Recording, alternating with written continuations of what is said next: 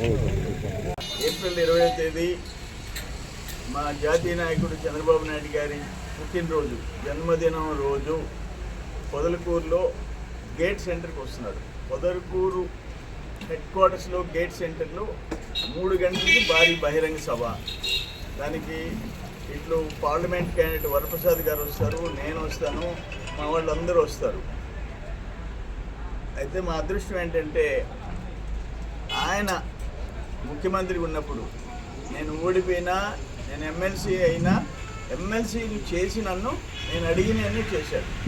ఈరోజు 25,000 ఎకరాలకి ఒక లిఫ్ట్, చిరకాల వాంఛ 25 years, ఒక మెట్టు కాలువ, left canal, Kandaleru left canal, దాన్ని 63 కోట్లు శాంక్షన్ చేసేసి వచ్చి శంకుస్థాపన చేసి 6 నెలల్లో పూర్తి చేసుకుని ఈరోజు కొన్ని సంవత్సరాలు కండలేరు 30 TMC లెవెల్ పడిపోతే ఆ 1000 ఎకరాలు నిమ్మ చెట్లు పండించుకుంటున్నారంటే బికాస్ చంద్రబాబు నాయుడు. ఆ దక్షిణ కాలువ జరిగిందంటే చంద్రబాబు నాయుడు గారు. మొత్తం ఈ మెగా వాటర్ ప్లాంట్ వచ్చిందంటే చంద్రబాబు నాయుడు గారు. 3,80,00,000తో అప్గ్రేడ్ చేసి మంచి హాస్పిటల్ కట్టించారంటే చంద్రబాబు గారు. ఇటువంటి ఎన్ని చెప్పుకుంటూ పోవాలా?